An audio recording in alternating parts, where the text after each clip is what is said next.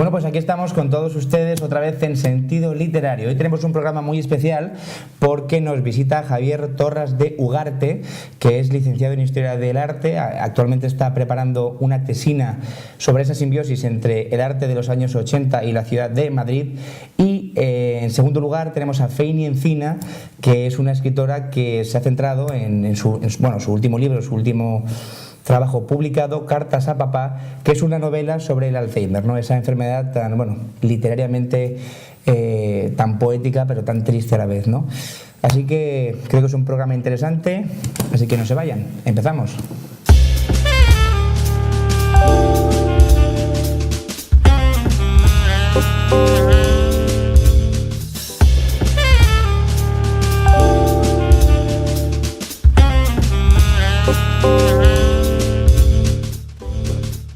Aquí estamos ya con Javier Torras de Ugarte, que es un escritor que se ha centrado sobre todo en la literatura fantástica, futurista, podríamos decir, de ciencia ficción, y sus obras son La ciudad vertical, que se publicó en el 2011 y que se ha reeditado recientemente. El segundo libro, del que luego hablaremos, que es la continuación, el libro Eterno, Crees en la magia, que es el tercero, y está trabajando en uno que se llama La memoria del tiempo. Como digo, los cuatro con algunos matices, pero de esa temática fantástica y de ciencia ficción, ¿no? En el primero, La ciudad vertical, nos habla de un futuro distópico en Madrid. No se cuenta el año de una forma así exacta, pero se imagina que puede ser por dentro de unos cientos de años, en el que las ciudades se construyen de forma vertical, como en Benidorm, pero algo mucho más distópico y algo mucho más horrible, porque hay una división entre la población en el que hay mestizos y puros. Los puros pertenecen a las grandes familias, que son las familias que dominan toda la ciudad, y luego están los mestizos que viven en el campo y que son como los marginados, ¿no? Los puros no quieren mezclarse con ellos y han desarrollado un sistema totalitario, enfermizo, de protección, donde ellos viven en unas ciudades verticales, porque son unos edificios que se autogestionan, en los cuales no hace falta salir de ellos para hacer cualquier actividad, y se han aislado, ¿no? Y Javier, háblanos un poco más, porque es un poco denso y es muy interesante, pero ¿quién mejor que tú para contarnos un poco, ¿no? Bueno, La ciudad vertical es realmente mi primera novela, y es la que realmente es ciencia ficción pura y dura. Los demás tienen tintes de ciencia ficción, de fantasía, incluso de terror en algunos de ellos, pero La ciudad vertical fue el primero y fue realmente de ciencia ficción. Yo lo que quería contar era una historia que narrase un poco cómo podría ser el futuro dentro de 1000 o 1500 años, quizás si seguimos por los caminos y por los problemas que tenemos hoy en día. Entonces imaginé una ciudad, un mundo regido por este tipo de ciudades, en el que no existiese el pasado, en el que se hubiese olvidado todo, se hubiese borrado la memoria, y los ciudadanos viviesen, como tú bien has dicho, en ese régimen totalitario y ajenos a su pasado, al hermanamiento con otras razas, con otras religiones. Entonces, cada una de estas ciudades, aunque en la novela se habla sobre todo de la ciudad de Madrid, cada una de estas ciudades son completamente autosuficientes, pero no saben si existen otras ciudades, no hay comunicación en el exterior, no conocen nada que no sean ellos mismos, porque son habitadas solamente por ciudadanos autóctonos de esa región.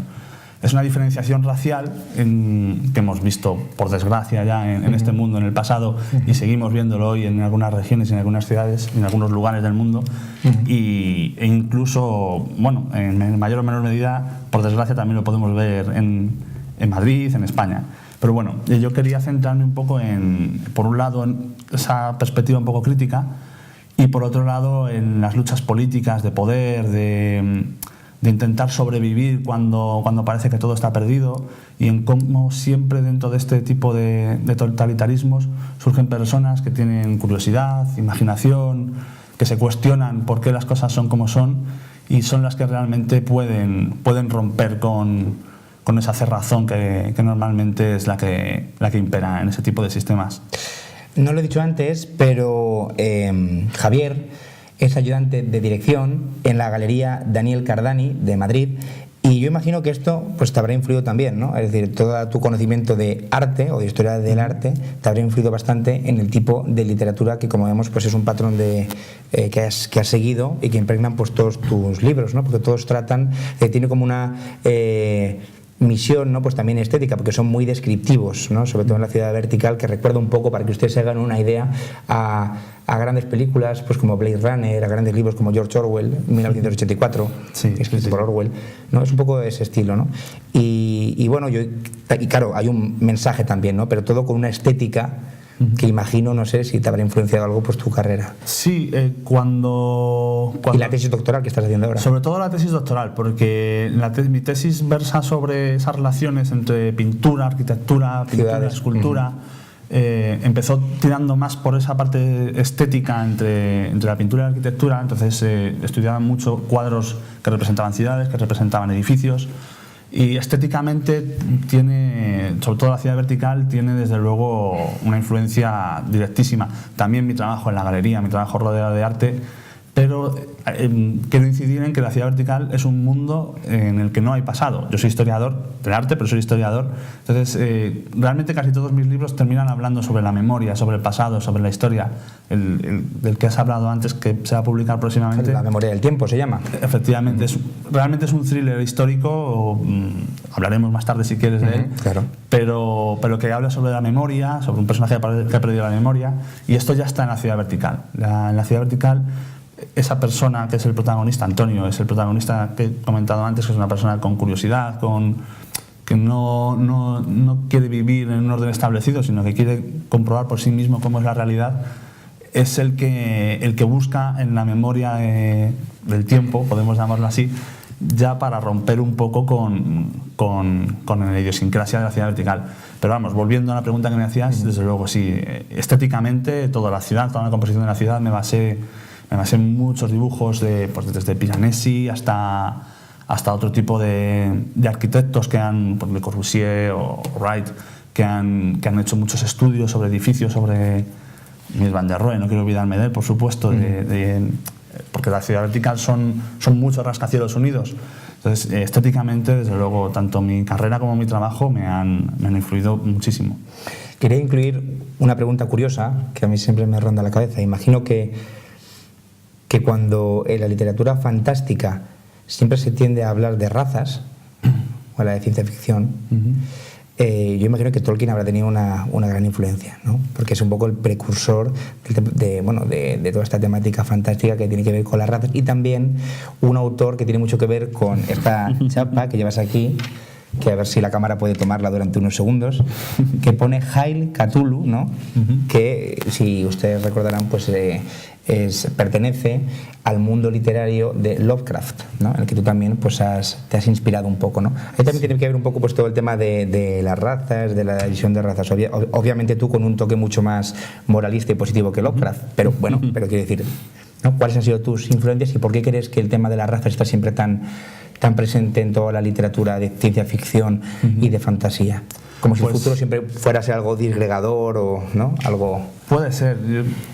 Quizá no mis influencias con estos escritores son más bien, desde que muy jovencito he leído tanto a Tolkien como a Lovecraft, y son también un poco estéticas. En mis libros, sobre todo de Lovecraft, hay mucho, en el libro Eterno y en La memoria del tiempo muchísimo, de hecho, pero son más recuerdos a estos autores, a algunas de sus novelas, algunos de sus relatos, pues al Necronomicon del que hablaba tanto Lovecraft, pero digamos que el dilema de las razas, la división social, no me he preocupado tanto en estos autores de ciencia ficción y fantasía como en la cruda y pura realidad, o incluso en otros autores más, y sobre todo en cine. Has hecho muy bien antes en hablar de Blade Runner, pero sobre todo en cine fantástico, en cine de ciencia ficción, que sí, normalmente cuando hablan de un futuro distópico suele ser un futuro muy complicado en el que sí, las razas suelen tener mucho que ver,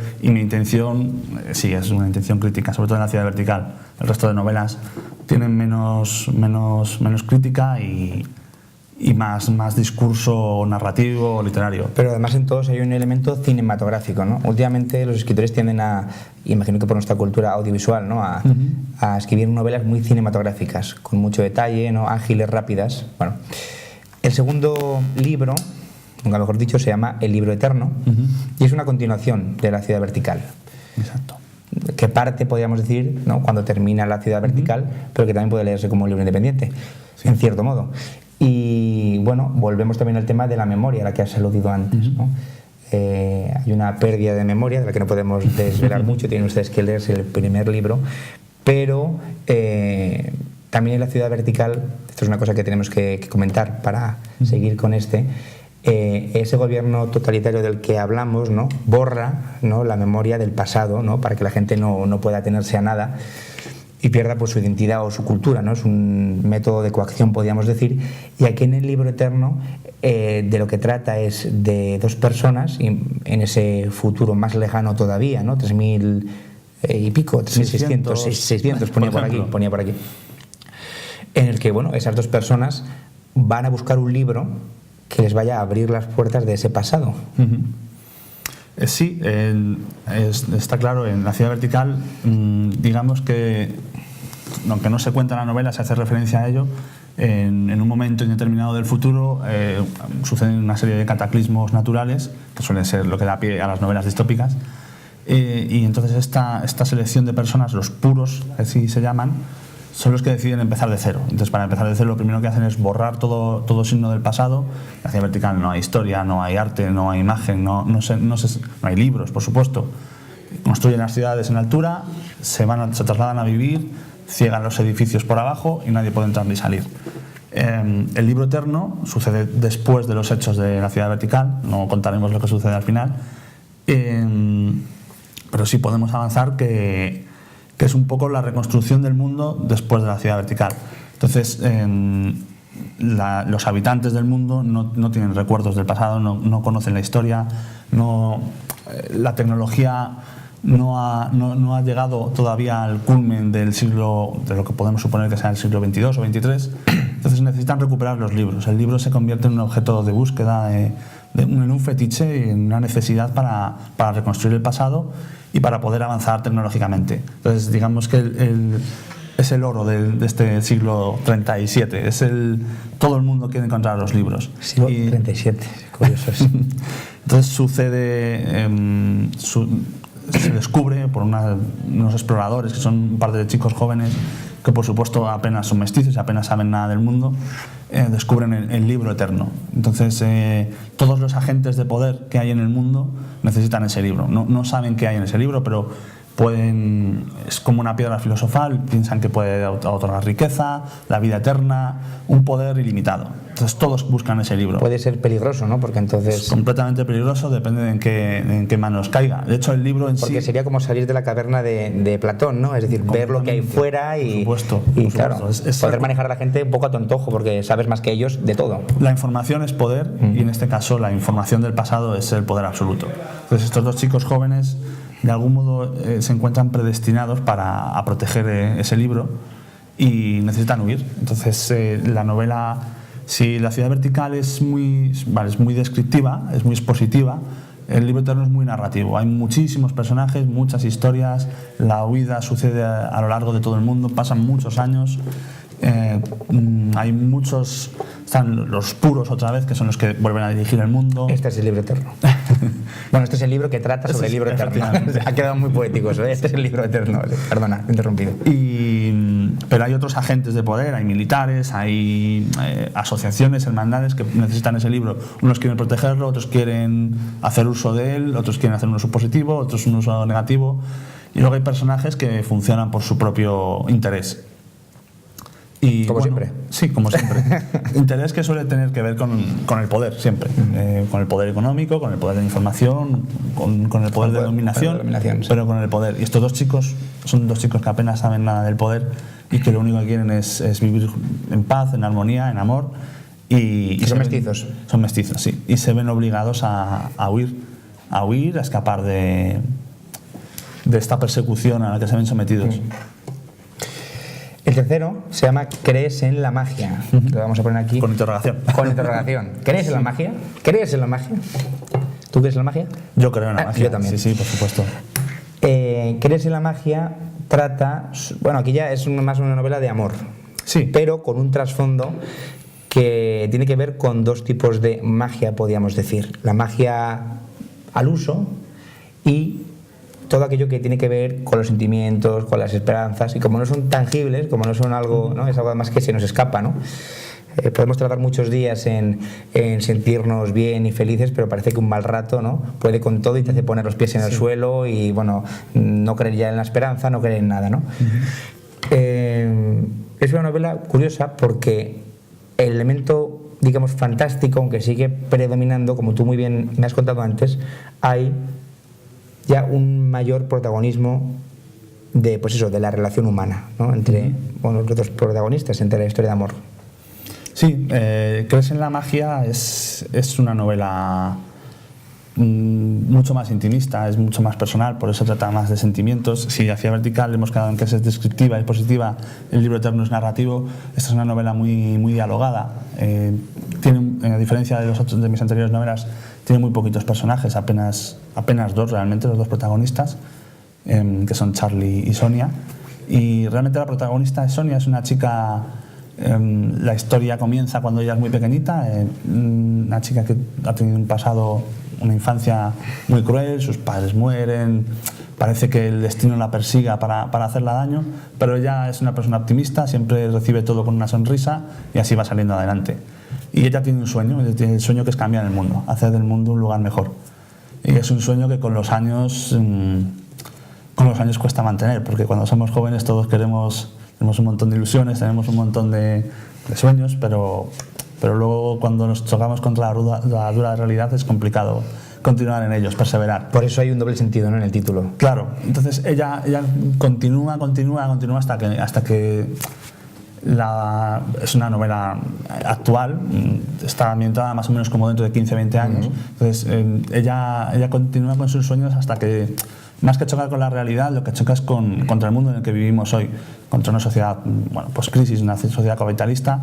Una crisis sobre todo moral, porque eso es lo que te iba a preguntar.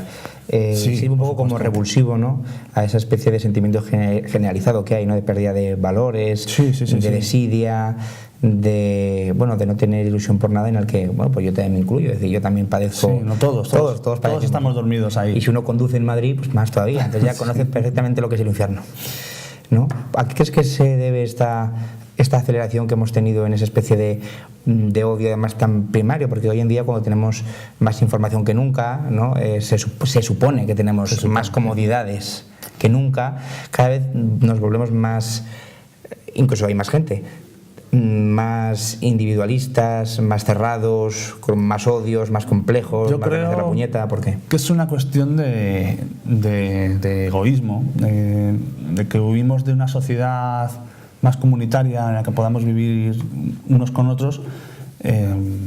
Huimos de ahí y vamos hacia una sociedad en la que muy individualizada, como tú has dicho, en la que cada uno quiere lo mejor para sí mismo, y si no lo obtiene por sus propios medios, pues si lo puede quitar al de al lado, pues no le importa cómo quede. Es un poco la protagonista, por eso digo, continúa con sus sueños hasta que de repente encaja en la sociedad, en una vida, no voy a decir mediocre y vulgar, porque es una vida que podemos tener cualquiera, ya tiene sus estudios, su trabajo, pero olvida sus sueños hasta que se encuentra con este chico, con Carlos, con Charlie, que después de un encuentro completamente azaroso, tienen una conexión que va más allá de toda norma. Ellos parece como que se conociesen de toda la vida, y cuando se van a despedir, que sucede en un entorno un poco más violento, él le pregunta a ella si cree en la magia. Es lo último que recuerda a ella del encuentro, y por eso se llama así la novela. Entonces, a partir de ahí ella tiene que creer en la magia, porque el mundo está al borde del abismo, está al borde de la Tercera Guerra Mundial, y el destino es el que los va a juntar a ellos dos, si creen en la magia. ¿Se puede decir que es lo que ha provocado esa guerra mundial? Realmente ha provocado esa guerra mundial la confluencia de los hechos que están aconteciendo hoy en día. no... Terrorismo islámico, etcétera, etcétera, etcétera. No pues en el momento en el que escribí la novela no habían pasado todavía estas cosas. Habían pasado otras muchas, pero no habían pasado estas cosas, y de todas formas hay una trama política dentro de la novela bastante desarrollada. Pero yo quería hablar de cosas más puntuales. Yo quería hablar, por ejemplo, de los niños soldado, de cómo la sociedad occidental promueve y digamos que facilita que existan este tipo de, no sé cómo llamarlo, de malas costumbres, por lo menos en zonas de África o de Asia. Cómo los niños soldado pertenecen a ejércitos que pueden de algún modo favorecer los intereses de naciones europeas o americanas. Entonces quería centrarme un poco en cómo Occidente, como el primer mundo, como se decía antes, realmente está creando un caldo de cultivo muy grave. No quería hablar del islamismo, no me refiero a eso, me refiero a cómo estamos dañando la humanidad, o sea, cómo estamos llegando a defender cosas completamente indefendibles, a provocar daños que no van a poder repararse. Que un niño coja un arma y mate a otra persona es algo... Sí, a veces viene dado porque ha visto morir a sus padres, ¿no? Incluso a manos de otra persona. Yo investigué, me documenté y claro, yo no he estado allí, no lo puedo decir de primera mano, pero con lo que me encontré es con que son niños, a veces son raptados, otras veces son niños simplemente que no tienen para comer. Los adiestran, les dan un arma y les dicen que si se untan el cuerpo con leche de coco son inmunes a las balas. Son fieles porque les dan de comer y son niños, les lavan la cabeza, les comen la cabeza, les dicen lo que tienen que hacer y terminan matando, terminan violando cuando son un poco más mayores. Y cuando termina o cuando se deshace la guerrilla, ya no saben vivir sin ese estado de guerra, claro. Vuelven quizá a su ciudad, a su pueblo, pero sus padres los mataron probablemente cuando los raptaron. No pueden vivir sin... O sea, ellos no saben pedir las cosas, no pueden ir a una escuela, ellos tienen que quitar las cosas, tienen que utilizar la violencia. Creo que hay pocos actos más viles que eso. Más viles que hacer eso a un niño. Sí, porque además genera... En fin, unos traumas irreversibles, ¿no? Y una forma de conducta irreversible. Y eso sucede en sitios en los que no lo vemos, no tenemos acceso o no nos importa. Es muy curioso además que en todos tus libros hay una especie de cántico, una oda como a la vuelta a los orígenes, es decir, como a volver otra vez a la vida pues quizás más sencilla, ya no a nivel tecnológico, sino el factor humano, que se pierde a veces con la tecnología y con ese tipo de cosas. Y por último, antes de acabar, me gustaría que nos contaras un poquito brevemente y nos hablaras sobre La memoria del tiempo, que es la novela que va a salir dentro de poco. Sí, yo creo que para abril, mayo. Estará, a ver si para el día sepas que la reseñaremos aquí. Perfecto. Pues La memoria del tiempo es quizá muy distinta a mis otras novelas, pero vuelvo a hablar un poco de lo mismo. Es un thriller histórico, es un personaje se despierta y no recuerda absolutamente nada. Otra vez la memoria, la no memoria. No recuerda nada de su vida, no recuerda su nombre, no recuerda nada. El timbre de la puerta suena y aparece una chica joven que le informa de que ha sido contratado por una casa de subastas porque es el máximo experto en arte del Pacífico. Entonces tiene que investigar sobre una misteriosa figurita de barro que representa a una diosa. A partir de ahí la novela va contando cómo este personaje no recuerda nada, pero recuerda todo lo que tiene que ver con su especialidad, que es este tipo de arte. Y se ve inmerso en una investigación en la que, por un lado, él va intentando recuperarse a sí mismo, saber quién es él y cómo ha llegado hasta ahí, y por otro lado, quiénes fueron los dueños de esta diosa, cuál fue su trayectoria. Entonces la novela se va desarrollando, por un lado, esta historia de la investigación, y por otra parte voy contando la vida de estos personajes que tuvieron a la diosa, que son todos muy célebres. En la novela aparecen Velázquez, Felipe II, Picasso, Goya, Goethe, Friedrich, Dalí, Rafael Alberti. Aparecen una serie de personajes históricos que de algún modo u otro circundan siempre al poseedor de la diosa. Entonces la diosecita de barro es como en la primera novela, La ciudad, o en el libro eterno, El libro, es otro personaje, es otro fetiche que tiene un poder que ejerce sobre las personas que lo poseen y confluye al final de la historia como podéis imaginar, en que este personaje descubre quién es y recupera la memoria. Bueno, pues Javier, muchísimas gracias por haber estado con nosotros. Espero que tus novelas sirvan de advertencia para que no lleguemos a un futuro tan horrible como el que aquí se plasma, pero pues como guía de lo que no hay que hacer y para pasar un buen rato y pasar pues eso, una lectura agradable, recomendamos desde aquí tus libros. Muy bien, muchas gracias. Oye, muchísima suerte con el siguiente. Perfecto, muchas gracias a ti. Y no se muevan de ahí porque ahora venimos con Feini Encina.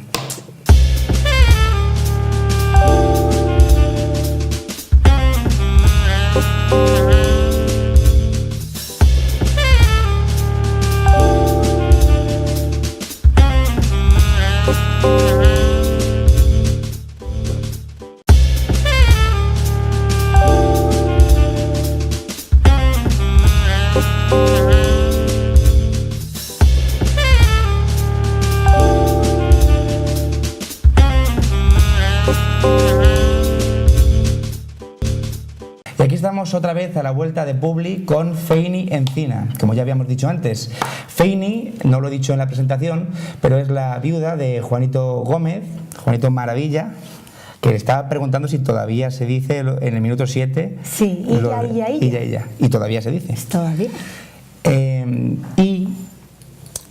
La autobiografía que ella escribió, 2 contra 1, que cuenta pues un poco la vida y la relación que tuvo con su primer marido, pues es lo que nos convoca aquí ahora. Así que cuéntanos un poco, Feini, cuéntanos el libro, cuál es la trama, por qué decidiste escribirlo, qué querías transmitir. Vale, vamos a ver, yo siempre he escrito. Desde que tengo uso de razón me ha encantado escribir.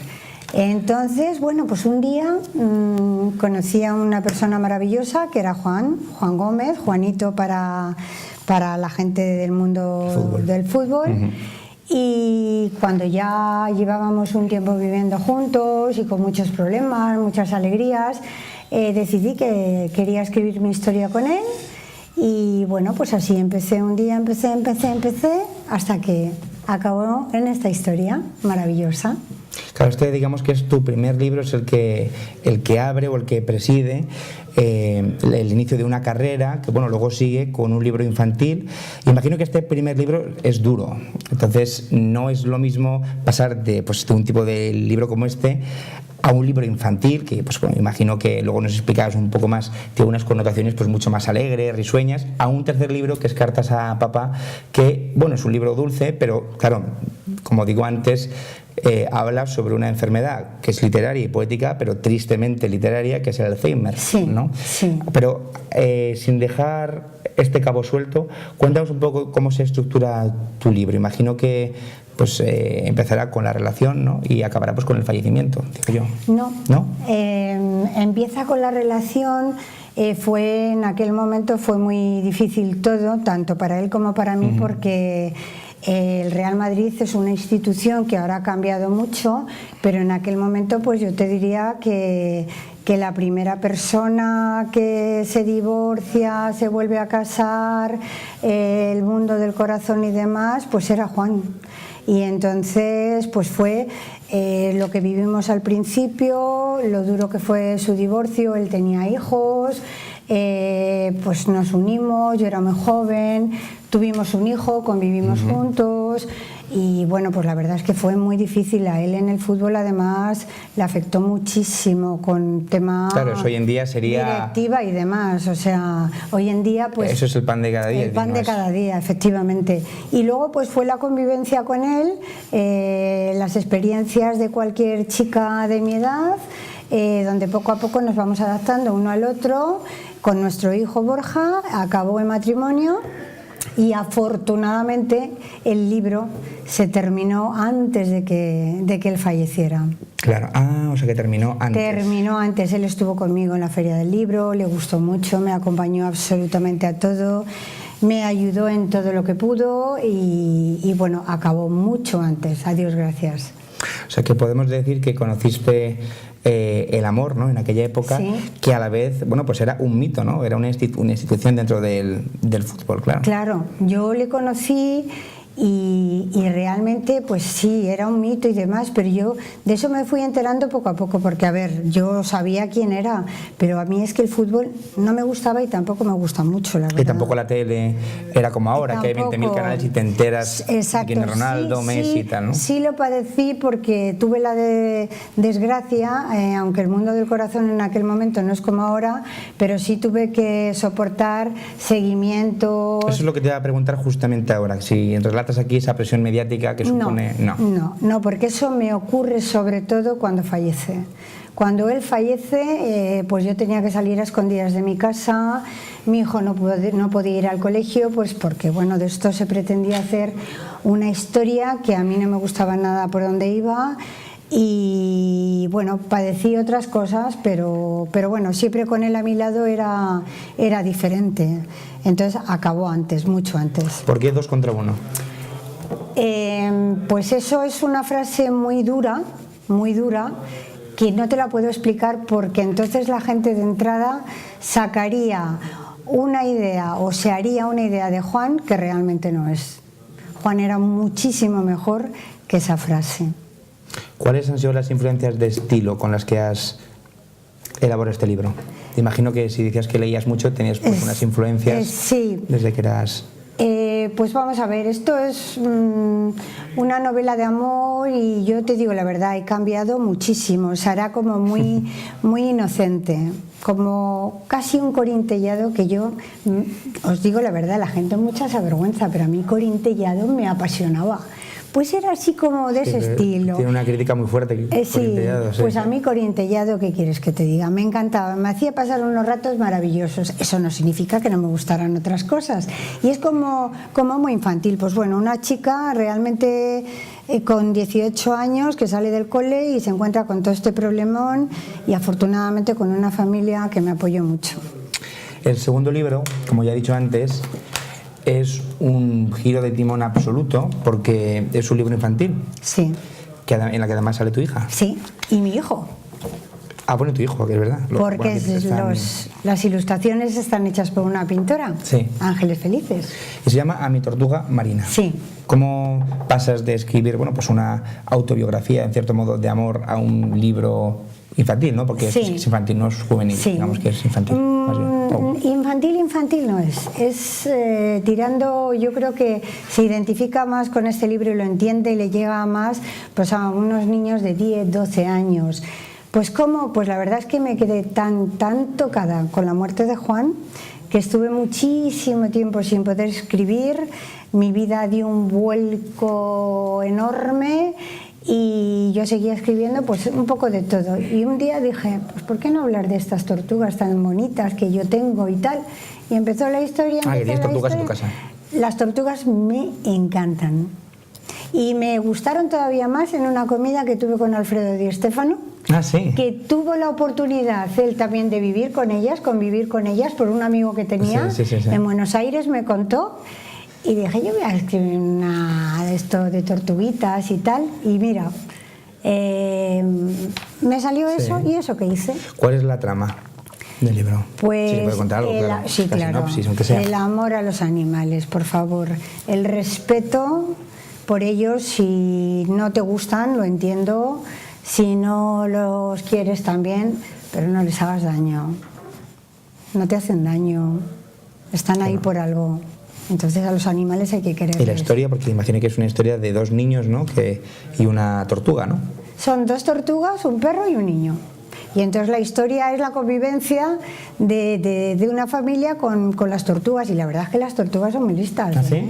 Son muy inteligentes. Yo en ese tema sí que soy, vamos... Sí, pues las tortugas... Ignorante total porque no sé qué cualidades tiene una tortuga, porque yo gatos sí que tengo, perros he tenido. Maravillosos todos. Me gustan mucho. Sí, los gatos, bueno, no me gustan más los perros, pero los gatos también tienen su parte curiosa, ¿no? Pero las tortugas, ¿por qué? ¿Qué es lo que tienen? Perdona mi ignorancia y mi quizás agresividad ahí, pero yo las veo siempre quietas. Es como cuando yo te veo una iguana, la iguana estaba siempre quieta y me iba y volvía y estaba igual. No, pues igual. O sea, pues mira, pues no, la iguana. ¿Qué cosas tiene una tortuga? La iguana es listísima. Sí, pues, sí. Pero... Mira, la tortuga, por ejemplo, tiene una memoria tremenda. Y es un animal que si le enseñas unas costumbres, Las ¿Cómo se hace eso? Pues mira, te voy a contar la anécdota de Alfredo, que me dijo, tienes toda Alfredo la Di Stefano. razón. Sí, Alfredo Di Stefano. Una campanita todos los días, tilín, tilín, a las 12 te puedo asegurar que te aparecen todas las tortugas del mundo, porque en ese momento saben que van a comer. Tortugas grandes. Grandes y pequeñas. Y pequeñas. Grandes y pequeñas. Son unos animales listísimos. Igual que las iguanas. Los reptiles son alucinantes. O sea, aprenden, ¿no? Mucho, Tienen una memoria mucho. por imitación. Captan el cariño, son muy cariñosas. O sea, si tú las das cariño y demás, ellas te sienten. Y cuando Pero aquí las con bastante coges, cuidado, ¿no? Porque en principio son un poco tímidas, ¿no? Porque, por ejemplo, son muy, claro, tienen mucho miedo, mucho son muy miedo. tímidas. La iguana también yo me acuerdo que me tenía que poner un Claro. guante, meter la mano Sí. poco a poco en el terrario, porque se iba, me pegaba latigazos exactamente. con la cola, era un poco... Pero como con cualquier animal, Como cualquier animal. Porque yo voy... Los gatos también son Yo voy bastante- con gatos a un refugio y los gatos hasta que se hacen un poquito a ti, te arañan y tienen mucho miedo. Sí. El tercer libro, Cartas a papá. Narra, pues, la historia, es un diario, una serie de escritos que tú haces a tu padre que está con Sí. la enfermedad. Sí, pues este libro tan pequeñito es el que más satisfacciones me ha dado, porque bueno, ahora mismo mi padre, Papito, que seguro que luego me entenderás cuando te lo digo, está en el hospital, está muy enfermo. Y bueno, empezó hace 6 años, nos pilló de repente esta enfermedad, no teníamos ni idea de lo que era. Y pasaba tantas horas con él y le veía hacer tantas cosas y al principio no andaba, luego era agresivo, te conocía, no te conocía, buscabas el peine y lo había metido en el frigorífico, la plancha en no sé dónde, las zapatillas para allá, se quería ir de casa, era un mundo como de locos, vive entre Drácula, Frankenstein y luego a veces pues también se ríe sin venir a cuento, entonces pues yo tantas horas con él tenía que hacer algo y le hice como un diario muy bonito, muy tierno. He intentado que la gente lo vea desde el punto de vista de lo que implica esta enfermedad, que es muy dura, pero Luego también... te preguntaré sobre los consejos que tú darías para estos familiares que tienen, pues eso, a una persona con Alzheimer en casa. Pues esta enfermedad, fíjate, te roba todo, ¿eh? Pero lo que no te roba es el amor, ¿eh? Yo el contacto de piel con mi padre o mi madre o mis hermanas o la gente que le quiere, Sí, hay él psiquiatras- lo nota. Hay ¿eh? psiquiatras que dicen que el cariño y el afecto, aunque estén confundidos y no sepan quién es la persona Da que se lo igual. da, sí que lo notan. Saben que eres alguien que le quieres. Está más que demostrado. Ujú. Los estadios de la enfermedad, pues bueno, son 3, ¿no? En principio, Sí, ¿no? sí. Pero 3 bastante amplios. Es que eso ya depende de la persona, ¿eh? Hay gente que va muy rápido, gente que va muy lenta. Dicen que con los tratamientos que hay ahora pues se consigue que vaya más despacito.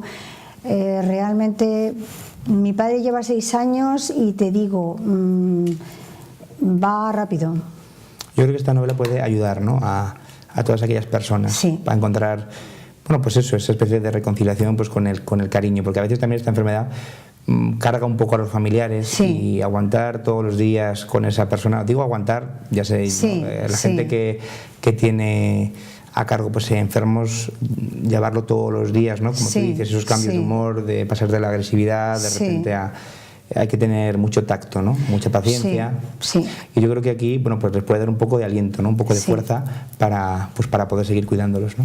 Sí, yo lo único que puedo decir a las familias que tienen un enfermo así, de verdad, el enfermo es una pena como acaba, pero el cuidador, que en este caso, pues bueno, en el nuestro es mi madre, por favor no os olvidéis de los cuidadores, porque es que en el caso de familia es muy duro, se encierran con ellos en su mundo de locos, se van poniendo enfermos y les va pasando de todo y nos olvidamos de él. Entonces, por favor, atención 100% al cuidador que realmente lo necesita, Una lo persona- necesita mucho. Me dijo una persona una frase que recuerdo, y yo creo que acierta bastante, ¿no?, lo que es el Alzheimer en general y lo que supone. Dice, claro, una persona es lo que son sus recuerdos. Sí. Entonces, cuando los va perdiendo, nos encontramos con una persona como un poco fraccionada, ¿no?, Sí. confundida.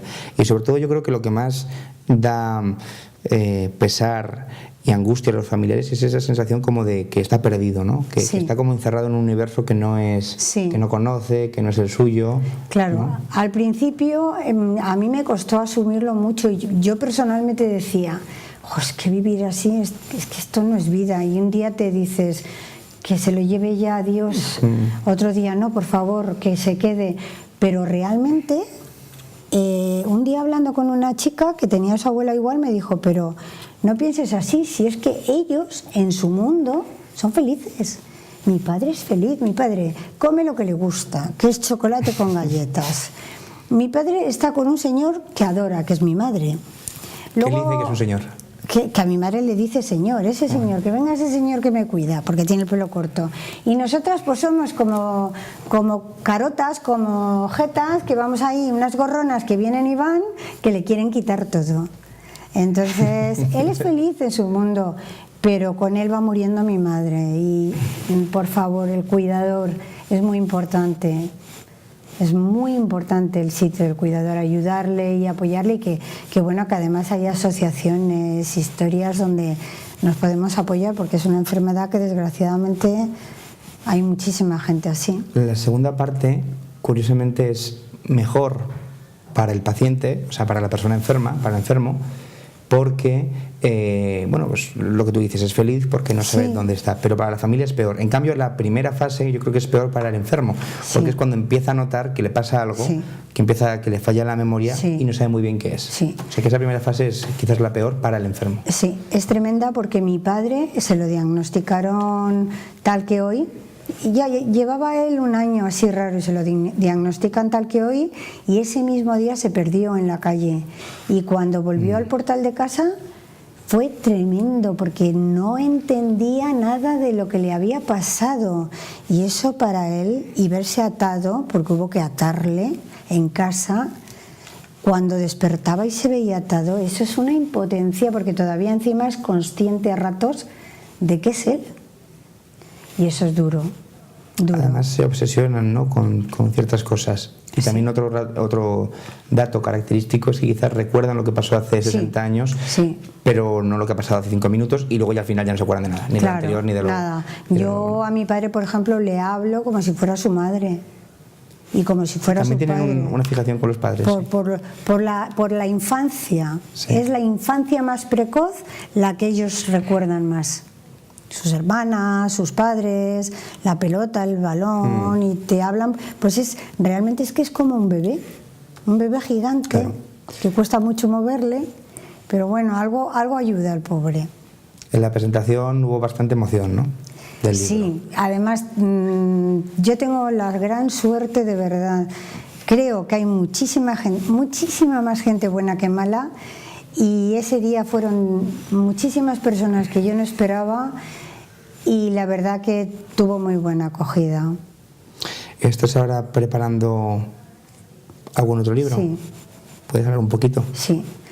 Pues desgraciadamente tengo en mi familia una persona que está padeciendo la anorexia, y la estoy viviendo desde muy cerca, y bueno, aunque es un tema que está ya muy tocado, pero hay que luchar. El otro día oí a alguien en la televisión, por favor, los colegios, charlas una vez al año por lo menos, que es que se ha puesto de moda, que la gente lo pasa muy mal, que se destrozan el cuerpo las niñas, que empiezan un poco más de atención por los profesores, que suele empezar con bullying escolar, y que por favor, más atención a esto.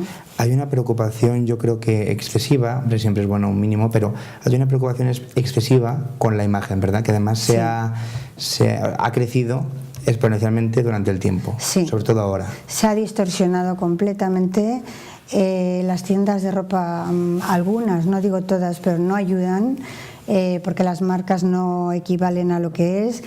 Y luego, por favor, las páginas de internet, no puede ser que cualquier persona, cualquier niña de 6 años, yo las he visto en el hospital, pueda acceder a eso, a matarse de hambre y a matarse.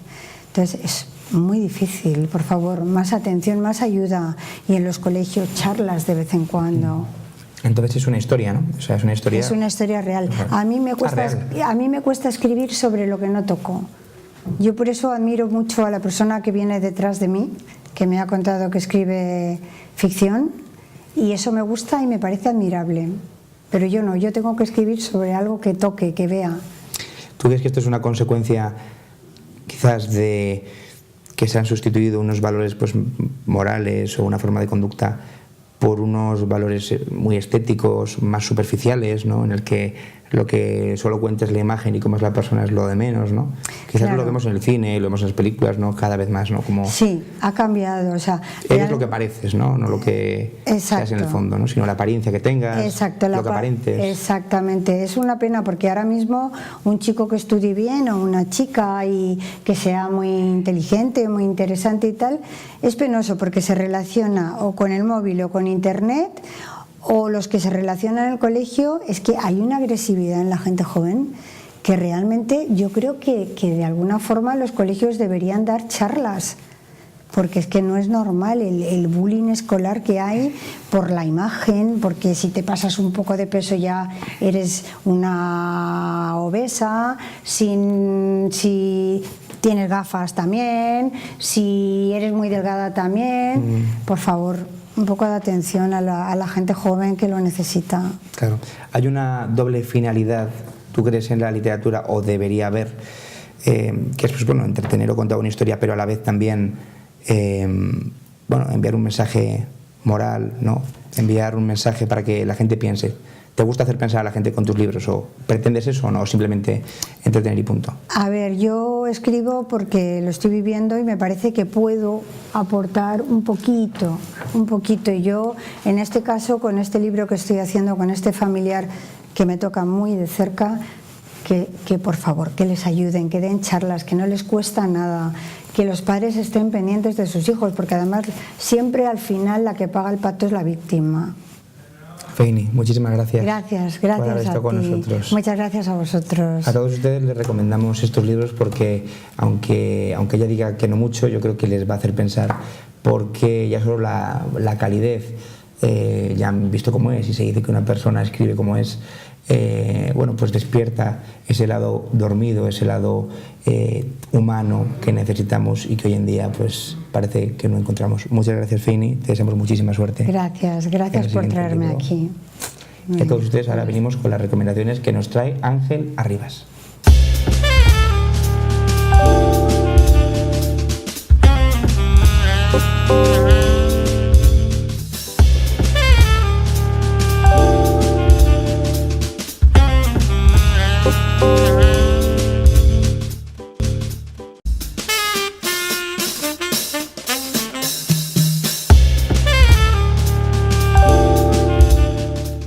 Bueno, y ahora en nuestras recomendaciones vamos a hacer algo un poco canalla, pero bueno, que es hacer las no recomendaciones. Vamos a hablar de un fenómeno bueno, que ha sido récord de ventas, y vamos a hablar de él no desde la envidia, porque obviamente ha vendido muchos libros, sino como un médico diagnosticando qué tiene de grave. Esa va a ser la primera pregunta que te voy a hacer, Ángel, para esta no recomendación.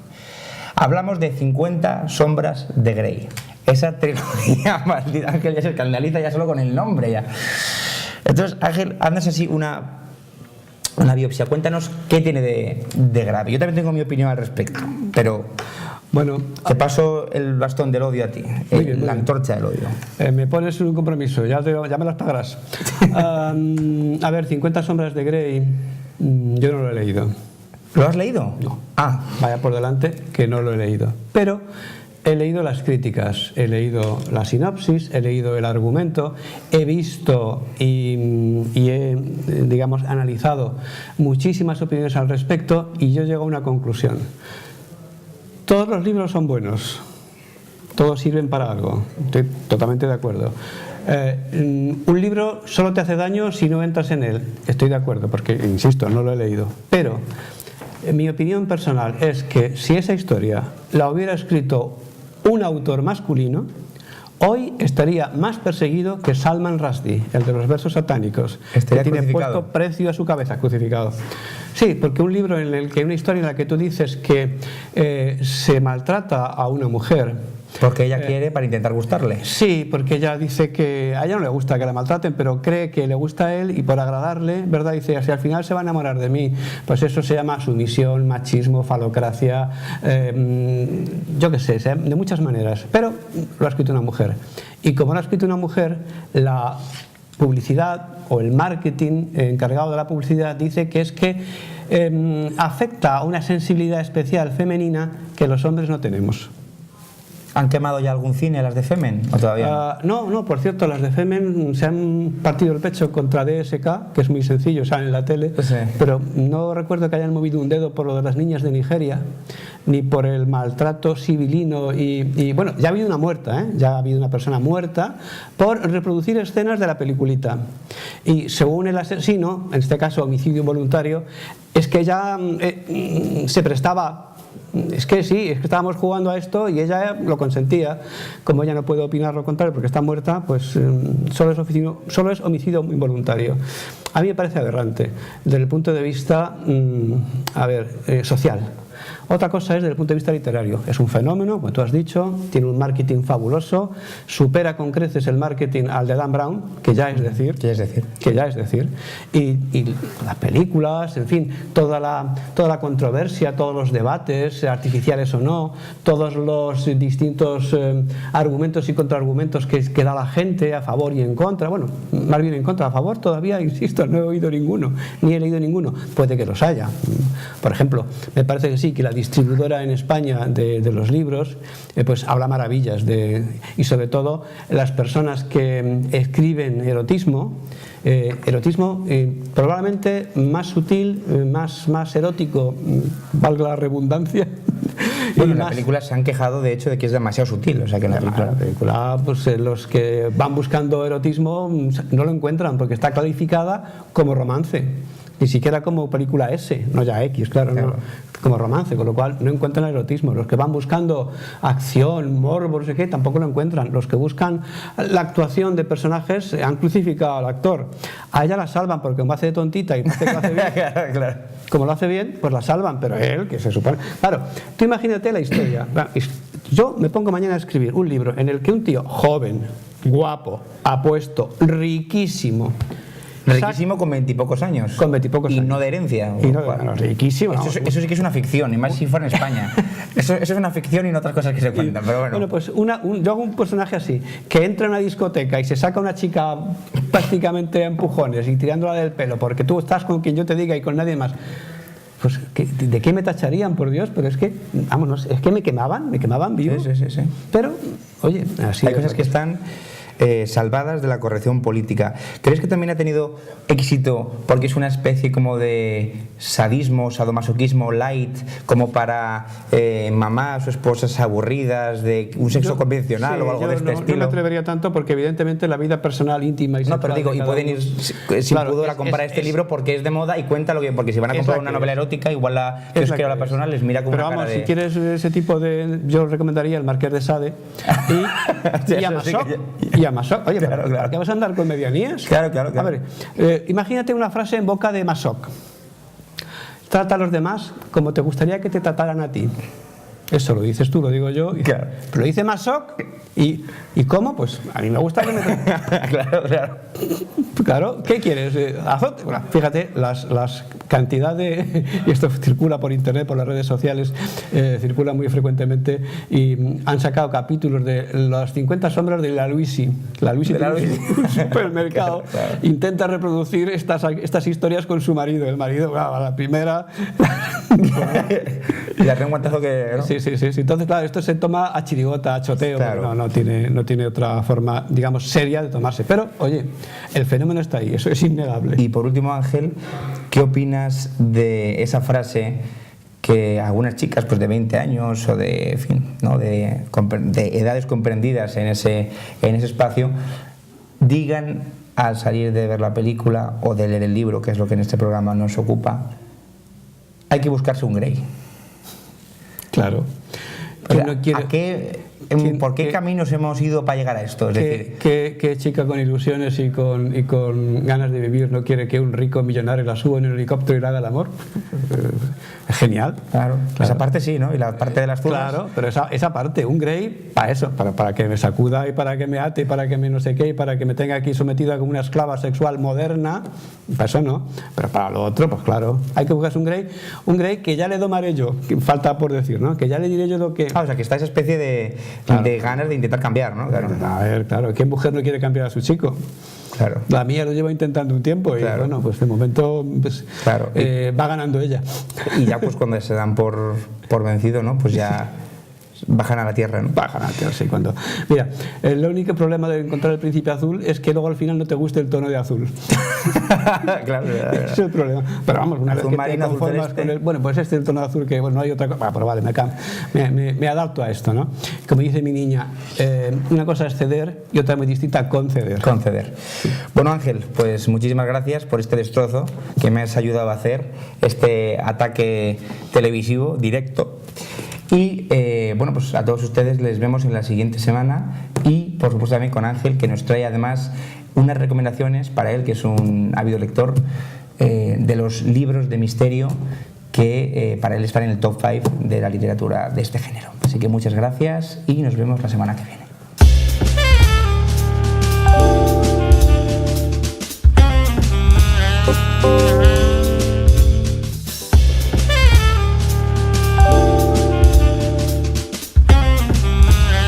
Thank you.